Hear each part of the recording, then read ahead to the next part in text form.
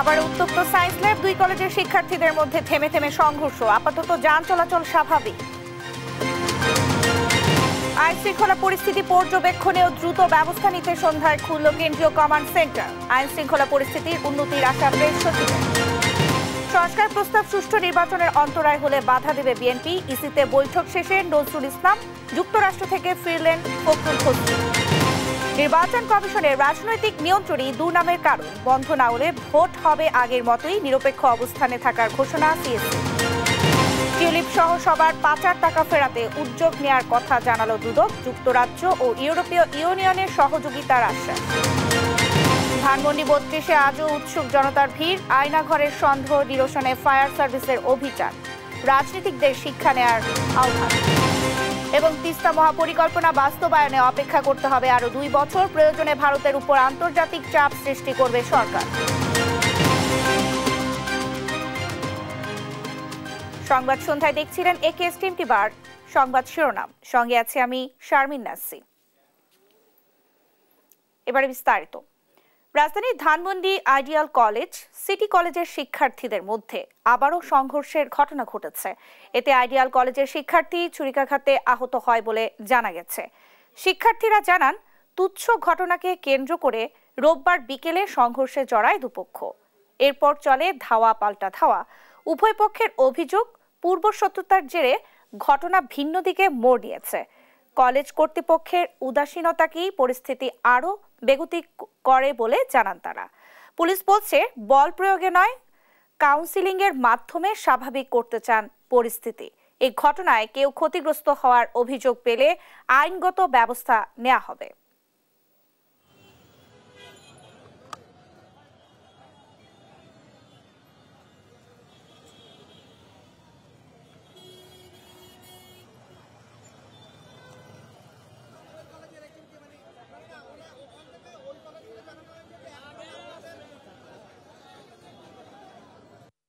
আমরা আমাদেরকে প্রিন্সিপালকে হ্যারাস করবো না, সেখানে তারা কোনো মানতেছে না, তারা তাদের মতো ঝামেলা চালাইয়ে যেতেছে। এই জায়গায় আসার কারণ হচ্ছে আমি নিজেও ইট খাইছি, দেখেন আমি নিজেও ইট খাইছি। তো এই জায়গায় আসার মানে হচ্ছে আমরা 24-এর গণ অভ্যুত্থানের আন্দোলন সায়েন্স ল্যাবে, Dhaka college, city college, ideal college, আশপাশে যত কলেজ আছে সবাই একসাথে আন্দোলন করছি। তো আজকে যেই আমরা যাইয়া যখন মিউচুয়াল করা হয়েছে, তারপর থেকে আবার সিটি কলেজের ছেলেপেলেরা আসছে, আবার সবাই তো আর এক না এই জায়গায়, তো উস্কানিমূলক বিভিন্ন কার্যকলাপে আবার সংঘর্ষে জড়ায় গেছে। এটা আমরা যতটুকু জানতে পেরেছি, ব্যক্তিগত ক্ষেত্রে কিছু রেষারেষি ছিল, সেখান থেকে পরে হচ্ছে সেটা একটা ইনস্টিটিউশনাল একটা দ্বন্দ্বে তারা জড়িয়ে পড়ে আছে। ঘুরে দাঁড়িয়েছে দেশের অর্থনীতি। বর্তমান রিজার্ভে মেটানো যাবে 3.5 মাসের আমদানি ব্যয়। গেল 6 মাসে রপ্তানি বেড়েছে 10% আর মূল্যস্ফীতি কমে দাঁড়িয়েছে 9%। এমনটাই জানালেন প্রধান উপদেষ্টার প্রেস সচিব শফিকুল আলম। দেশের আইন শৃঙ্খলা পরিস্থিতি পর্যবেক্ষণ ও দ্রুত ব্যবস্থা নিতে কেন্দ্রীয় কমান্ড সেন্টার চালুর কথাও জানান তিনি। তারেক মাহমুদ সুজনের প্রতিবেদন। শনিবার দেশের অর্থনৈতিক পরিস্থিতি নিয়ে প্রধান উপদেষ্টার সঙ্গে অর্থ উপদেষ্টা, বাংলাদেশ ব্যাংকের গভর্নর সহ সংশ্লিষ্টদের বৈঠক হয়। সেখানে গেল 6 মাসের অর্থনৈতিক পরিস্থিতি নিয়ে প্রতিবেদন উপস্থাপন করেন অর্থ সচিব। পরে বৈঠকের বিস্তারিত তুলে ধরে প্রধান উপদেষ্টা press wing. Professor Yunus chief adviser বলেছেন উনি স্যাটিসফাইড। প্রেস সচিব শফিকুল আলম জানান, দেশের অর্থনৈতিক অগ্রগতি নিয়ে সন্তুষ্টি জানিয়েছেন প্রধান উপদেষ্টা। বেশিরভাগ সূচক ইতিবাচক জানিয়ে তিনি বলেন, জুলাই নাগাদ মূল্যস্ফীতি 7.5% মধ্যে নেমে আসবে। ইনফ্লেশন আপনি জানেন একটা সময় 12%-এর মতো উঠে গিয়েছিল, ইনফ্লেশন আবার পয়েন্ট টু পয়েন্ট হিসাবে এটা 9%, মানে সিঙ্গেল ডিজিটে এসছে। জিডিপি সাইজ বলা হচ্ছে এখন বাংলাদেশের টাকায়, বাংলাদেশি টাকায় হচ্ছে 50,027 বিলিয়ন টাকা, যেটা $450 বিলিয়ন। এ সময় আইন শৃঙ্খলা পরিস্থিতির উন্নতির লক্ষ্যে সব বাহিনী সমন্বয়ে সেন্ট্রাল কমান্ড সেন্টার চালুর কথাও জানান প্রেস সচিব। প্রত্যেকটা ল এনফোর্সিং এজেন্সি কে কি কাজ করছে সেটা যাতে খুব ভালো কোঅর্ডিনেট করা যায়। তো আপনারা জেনে খুশি হবেন যে আজকে 6টায় এই কমান্ড সেন্টারটা এটা রোল আউট হচ্ছে, এটা তার কাজ শুরু করছে। এ সময় গেল 6 মাসে অর্থনৈতিক উন্নয়নে নেয়া নানা পদক্ষেপও তুলে ধরেন তিনি। বর্তমানে 13 লাখ মেট্রিক টন খাদ্য মজুদ আছে জানিয়ে প্রেস সচিব বলেন, যে পরিমাণ খাদ্য আমদানি হচ্ছে তাতে দাম আরো কমবে। আর 6 মাসে প্রবাসী আয়ে 23% মতো প্রবৃদ্ধি হয়েছে বলে জানান উপপ্রেস সচিব আজাদ মজুমদার। জানান বিদেশে কর্মী প্রেরণ বাড়াতে নতুন নতুন দেশে ভিসা ও রিক্রুটমেন্ট চালু করতে প্রবাসী কল্যাণ মন্ত্রণালয়কে নির্দেশ দিয়েছেন প্রধান উপদেষ্টা। যে কয়েকটা দেশে এখনো ভিসা বন্ধ আছে বা রিক্রুটমেন্ট বন্ধ আছে, এগুলো যাতে দ্রুত চালু করা যায় এবং এই বিষয়ে ব্যবস্থা নেওয়ার জন্য প্রবাসী কল্যাণ মন্ত্রণালয়কে আহ্বান জানিয়েছেন। তারেক মাহমুদ সুজন, দেশ টিভি, ঢাকা। দেশের অস্থিরতা ও বিশৃঙ্খলার জন্য শেখ হাসিনাকে দায়ী করেছেন বিএনপি মহাসচিব মির্জা ফখরুল ইসলাম আলমগীর। রোববার বিকালে বিমানের একটি ফ্লাইটে যুক্তরাষ্ট্র থেকে ঢাকার হযরত শাহজালাল আন্তর্জাতিক বিমানবন্দরে পৌঁছান বিএনপি মহাসচিব মির্জা ফখরুল ইসলাম আলমগীর ও স্থায়ী কমিটির সদস্য আমির খসরু মাহমুদ চৌধুরী। এ সময় সাংবাদিকদের সঙ্গে আলাপকালে তিনি এই কথা বলেন। এ সময় শেখ হাসিনার ফাঁদে পা না দেওয়ার আহ্বান জানান তিনি। সেই সঙ্গে অপারেশন ডেভিল হান্টকে স্বাগত জানিয়েছে বিএনপি। আজকে দেশের এই স্থিতিশীলতা বিনষ্ট হচ্ছে, অস্থিরতা সৃষ্টি হচ্ছে, এর জন্যে সম্পূর্ণভাবে হাসিনার যে ফ্যাসিস্ট যে রেজিম ছিল সেই রেজিমই তার জন্য দায়ী। আজকে আমাদেরকে অত্যন্ত সাবধানতার সঙ্গে পা ফেলতে হবে। বিএনপি নির্বাচনের কথা বললেই দেশের কোথাও না কোথাও কোনো ঘটনা ঘটছে উল্লেখ করে যারা দেশকে অস্থিতিশীল করার চেষ্টা করছে তাদের এমন অপচেষ্টা থেকে বিরত হওয়ার আহ্বান জানিয়েছেন দলটির স্থায়ী কমিটির সদস্য মির্জা আব্বাস। বিকেলে রাজধানী সেগুনবাগিচার রাষ্ট্র কাঠামো মেরামতে 31 দফা ও জনসম্পৃক্তি শীর্ষ কর্মশালায় অংশ নিয়ে এমন মন্তব্য করেন তিনি। বলেছেন, অতীতের মতো আন্দোলন নির্বাচন দুটোর জন্যই প্রস্তুত বিএনপি। বিএনপিকে ঘায়েল করতে দেশের ভেতর বাইরে সব জায়গা থেকে ষড়যন্ত্র চলছে বলে অভিযোগ তার। কথা বলি ততই কিছু সমস্যার সৃষ্টি হয়। ইদানিং কিছু ঘটনা ঘটছে, গত কয়েকদিনের মধ্যে ঘটল, আরো সামনে ঘটতে পারে আমি জানি না। এই ঘটনাগুলো কিন্তু একেবারে বিনা বাতাসে হচ্ছে না, কোনো না কোনো জায়গা থেকে বাতাস দেওয়া হচ্ছে, ফেনা করা হচ্ছে, যাতে দেশটা একটা অস্থিতিকর অবস্থার মধ্যে থাকে। কোন অবস্থাতে বিএনপি বাংলাদেশকে অস্থিতিশীল হতে দেবে না। রাজনৈতিক নিয়ন্ত্রণ ও প্রভাব বিস্তারের ফলে অতীতে অনুষ্ঠিত নির্বাচনগুলো বিতর্কিত হয়েছে বলে মন্তব্য করেছেন প্রধান নির্বাচন কমিশনার এএমএম নাসির উদ্দিন। তিনি বলেন, নির্বাচন কমিশন কোনো রাজনৈতিক দলের পক্ষে বা বিপক্ষে দাঁড়াতে চায় না, নিরপেক্ষ থাকতে চায় ইসি। বিস্তারিত শিউলি রায়ের রিপোর্টার। রোববার রাজধানীর নির্বাচন ভবনে সাংবাদিক Hossain Zakir best reporting award 2025 অনুষ্ঠানে যোগ দেন প্রধান নির্বাচন কমিশনার। ইসি বিটের সাংবাদিকদের সংগঠন reporters for election and democracy RFED অনুষ্ঠানটি আয়োজন করে। অনুষ্ঠানে সিইসি এএমএম নাসির উদ্দিন বলেন, অতীতে নির্বাচন কমিশনগুলো নানা বিতর্কে অভিযুক্ত হয়েছে। এর প্রধান কারণ রাজনৈতিক প্রভাব ও নিয়ন্ত্রণ। বলেন, রাজনীতির কাছে ইসিকে সঁপে দেওয়া বন্ধ করতে হবে। কেউ যদি বলে যে ইলেকশন কমিশনের এত বদনাম, এত কিছু কেন হলো, political control of the election commission, এইটা আমার কাছে মনে হয়েছে সবচেয়ে বড় কারণ। রাজনীতির কাছে ইলেকশন কমিশনকে সঁপে দেওয়া, এইটাই হচ্ছে সবচেয়ে বড় কারণ। ইলেকশন কমিশনে যারা আছি আমরা কোনো রাজনীতিতে ঢুকতে চাই না, এটা আমি আগেও বলেছি। আমরা কোনো রাজনৈতিক দলের পক্ষে বা বিপক্ষে দাঁড়াতে চাই না, আমরা নিরপেক্ষ থাকতে চাই। বলেন, রাজনীতিবিদদের প্রভাব থেকে যদি ইসিকে রক্ষা করা না যায় তবে আবার সেই পুরনো বিতর্কের সৃষ্টি হবে। যে রাজনীতিবিদদের influence on the election commission যদি বন্ধ করা না যায় তাহলে দেখবেন যে আমি মনে করি যে আবার সেই পুরানো জিনিস রিপিট হবে। যে কোনো ভাবে বেরিয়ে আসতে হবে, নাইলে কিন্তু ইলেকশন কমিশন তার দায়িত্ব সঠিকভাবে পালন করতে পারবে না। তিনি আরো বলেন, শুধু নির্বাচন কমিশন নয়, রাষ্ট্রের প্রতিটি প্রতিষ্ঠানই রাজনীতির প্রভাবে নষ্ট হয়ে গেছে। মোহাম্মদ আলাউদ্দিন, দেশ টিভি, ঢাকা। সংস্কার কমিশনের কোনো প্রস্তাব সুষ্ঠু নির্বাচনের অন্তরায় হলে বিএনপি বাধা দেবে বলে মন্তব্য করেছেন দলটির স্থায়ী কমিটির সদস্য নজরুল ইসলাম খান। রোববার জাতীয় সংসদ নির্বাচনের প্রস্তুতি সম্পর্কে জানতে নির্বাচন কমিশনের সঙ্গে বৈঠক শেষে এই মন্তব্য করেন তিনি। বলেন, মে ও জুন মাসের মধ্যে নির্বাচন কমিশনের পূর্ণ প্রস্তুতি থাকবে। এরপরও প্রাসঙ্গিক কোনো সমস্যা থাকলে সেটা দূর করে দ্রুত নির্বাচন দিতে হবে। নির্বাচনের তারিখ ঘোষণার দায়িত্ব সরকারের জানিয়ে এ নিয়ে সোমবার প্রধান উপদেষ্টার সঙ্গে আলোচনার কথাও বলেন নজরুল ইসলাম খান।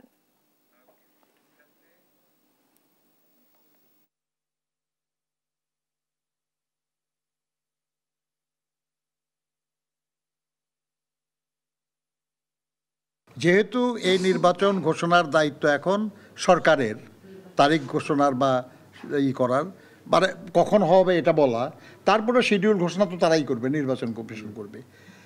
আগামীকাল আপনারা জানেন যে প্রধান উপদেষ্টার সঙ্গে আমাদের একটা আলোচনা আছে, আমরা সেখানে প্রসঙ্গ নিয়ে আলোচনা করব।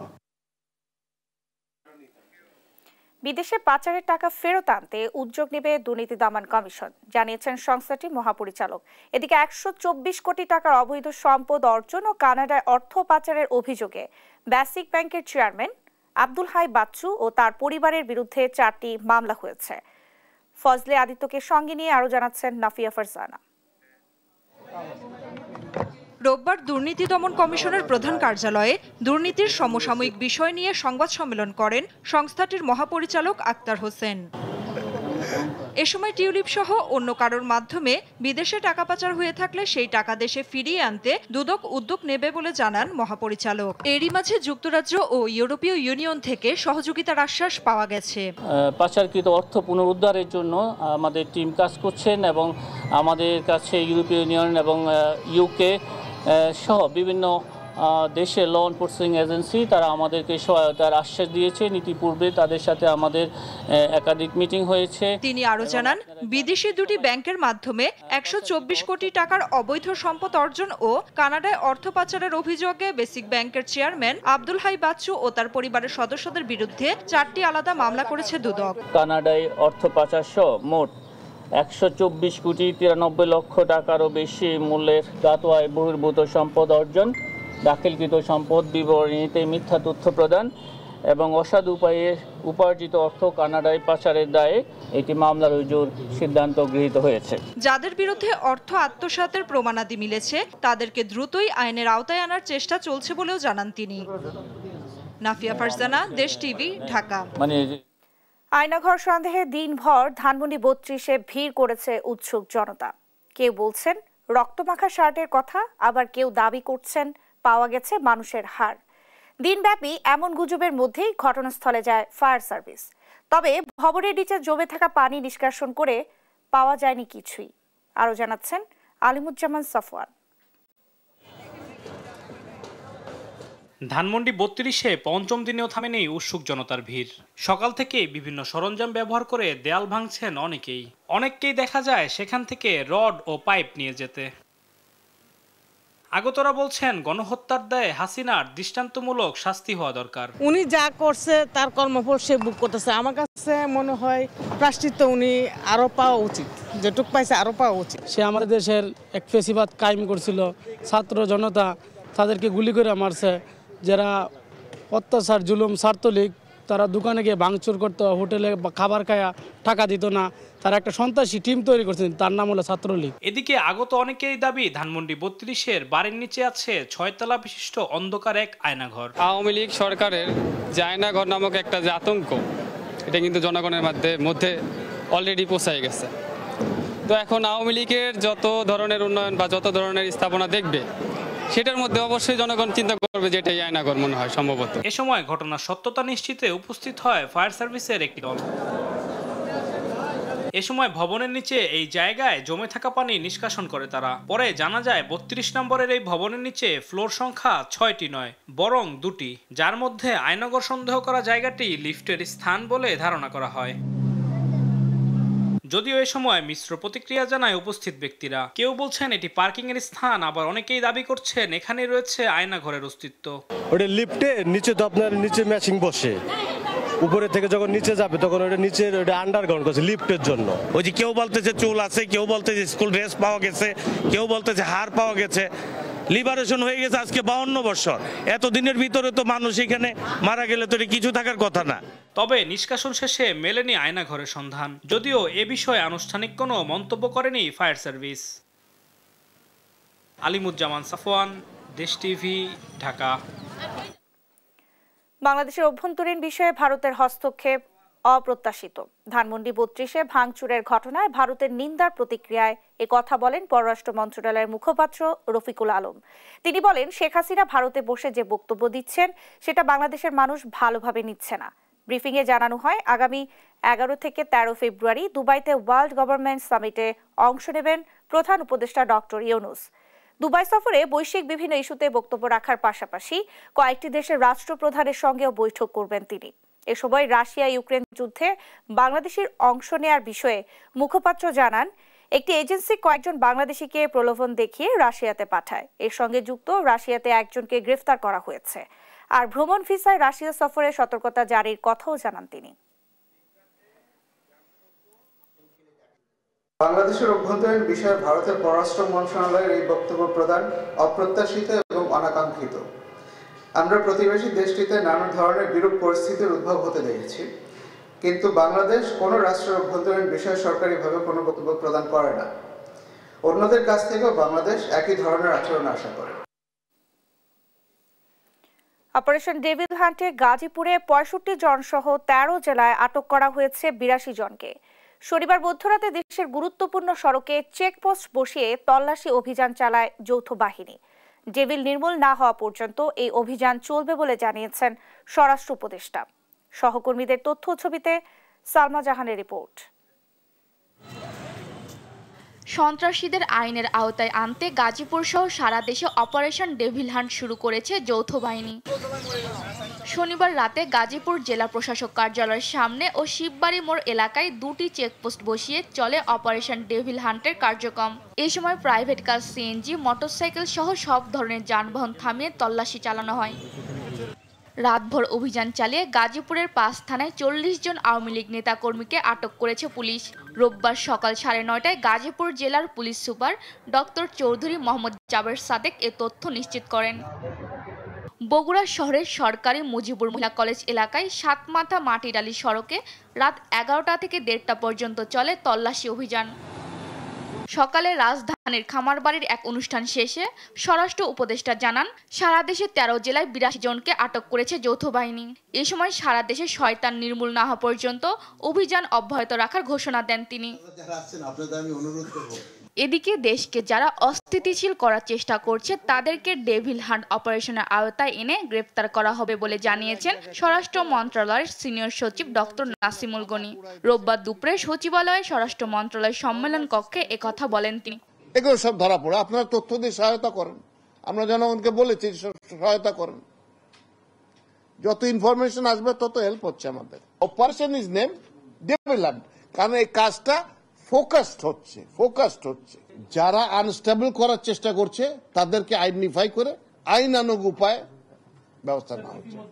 এদিকে বাগেরহাটের ফকিরহাটে ছাত্র জনতাকে গুলি করা, বোমা বিস্ফোরণ ও স্থাপনা ধ্বংসের অভিযোগে বাগেরহাট ১ আসনের সাবেক এমপি শেখ হেলাল উদ্দিন, বাগেরহাট ২ আসনের সাবেক এমপি শেখ তন্ময় সহ আওয়ামী লীগের ৩৫ নেতাকর্মীর নামে মামলা হয়েছে। শনিবার রফিকুল ইসলাম মিঠু বাদী হয়ে ফকিরহাট থানায় মামলাটি করেন। সালমা জাহান, নিউজ ডেস্ক, দেশ টিভি। যারা দেশকে অস্থিতিশীল করার চেষ্টা করছে তাদেরকে আটক করে আইনের আওতায় আনাই অপারেশন ডেভিল হান্টের মূল লক্ষ্য বলে জানিয়েছেন স্বরাষ্ট্র মন্ত্রণালয়ের সিনিয়র সচিব নাসিমুল গনি। রোববার দুপুরে স্বরাষ্ট্র মন্ত্রণালয়ে এ অভিযান নিয়ে ব্রিফিং করেন তিনি।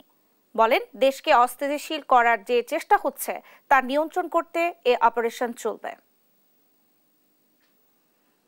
হঠাৎ করে দেখা যাচ্ছে যে রেমনেন্টস রয়ে গেছে কিছু, যারা দেশকে আনস্টেবল করার চেষ্টা করছে। তো এই জিনিসটা যেন না থাকে। চাঁদাবাজির সমস্যাটা শুধু ডেভিল হান্টের ব্যাপার না, এটা আমাদের সামগ্রিক বিষয়। কেমন? এই সামগ্রিক বিষয়ে আলাদাভাবে আরো কিছু এফোর্টস নেওয়া হচ্ছে, সেগুলো হয়তো ডিটেল এই মুহূর্তে আমার কাছে অতগুলো তথ্য নেই, তবে আমরা কাজ করছি এটার উপর।